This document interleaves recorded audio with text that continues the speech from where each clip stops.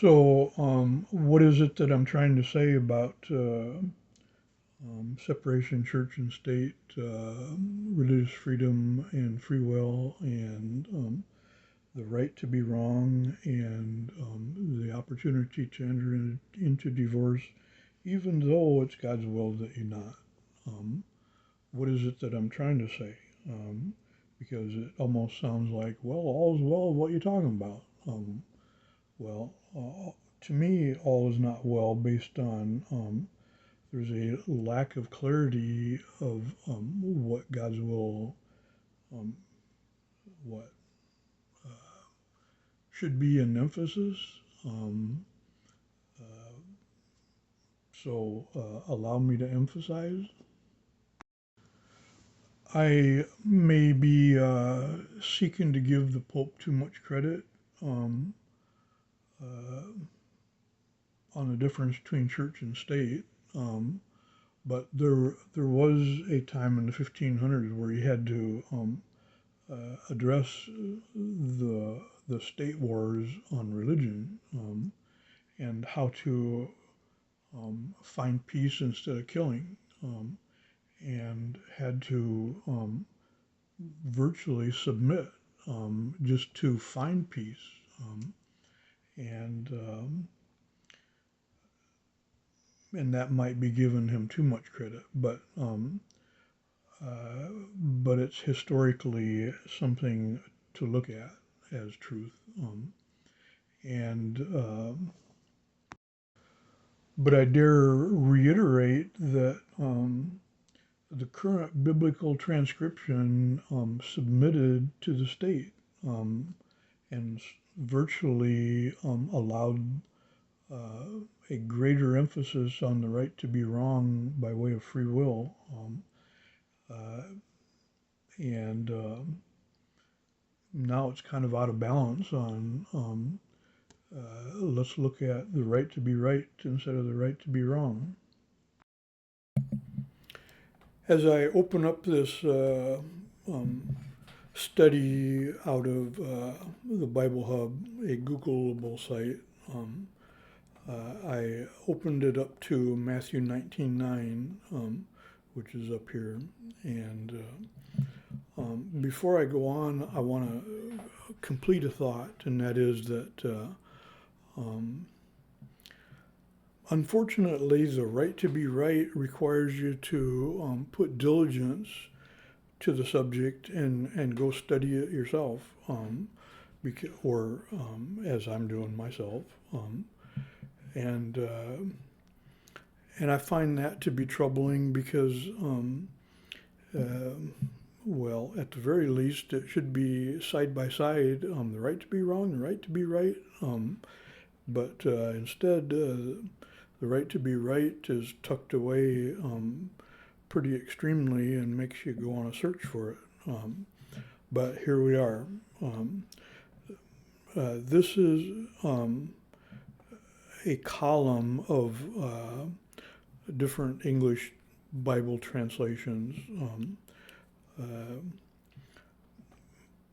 This column is somewhat a column of Greek analysis, and there's different. There's a discipline called critical writers or critical studiers of the biblical text that look to the different sources of current information available in the discovering of uh, new information, new Bible pieces, and in that there's been people that dedicate their studies to that analysis that's oddly called critical, critiquing what is correct, basically. And this is an author of a book that has credibility to his work. And he reveals that divorce not for porneia. And this guy is a different author of the same kind of work.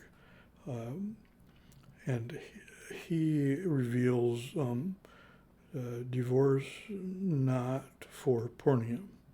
And this one, among the authors, let's say, or critical analyzers, studiers, they are somewhat in consensus that this source is a top-notch. Not that these aren't, but this one is the most updated analysis. Then scroll down a ways and you come across Textus Receptus, which of course 1550 is an early Textus Receptus, not the first, but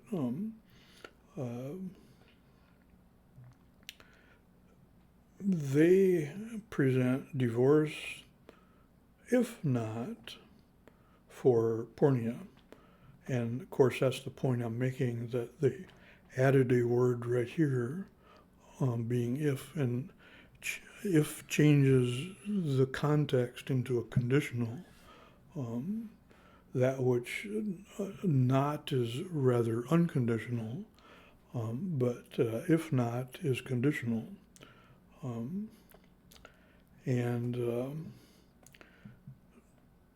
So I just wanted to substantiate that I'm not just talking off the top of my head on my own analysis, but there is the substantiation, and it goes down the line.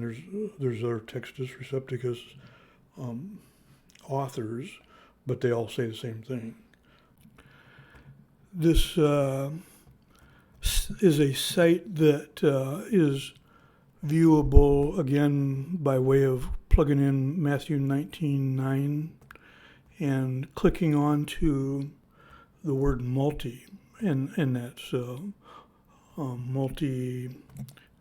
multi-version, parallels basically, and from there I'd like to add a little ending to the study that this is preset to Matthew 19, King James Version, but also Strong's tools, and the tool is available up here in about the whatever ninth scroll down query, and it's Strong's King James, and it has tools inside of it, Strong's tools, and I'm going to read it. And I say unto you, whosoever shall put away his wife, except it be for fornication, and shall marry another, committeth adultery. And whoso marrieth her which is put away doth commit adultery. The tools inside let you click on to a particular word or word phrase that is searchable by what do you want to study. And so let's click the word accept, and it brings forward this word study, which is not the same word study as the interlinear Greek,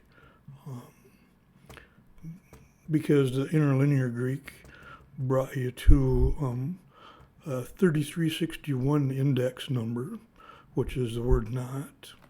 But this is to show you what if not does. That's EI in Greek is if, and ME is not. So if not, what it does is it brings you to a site that, begins with the word if,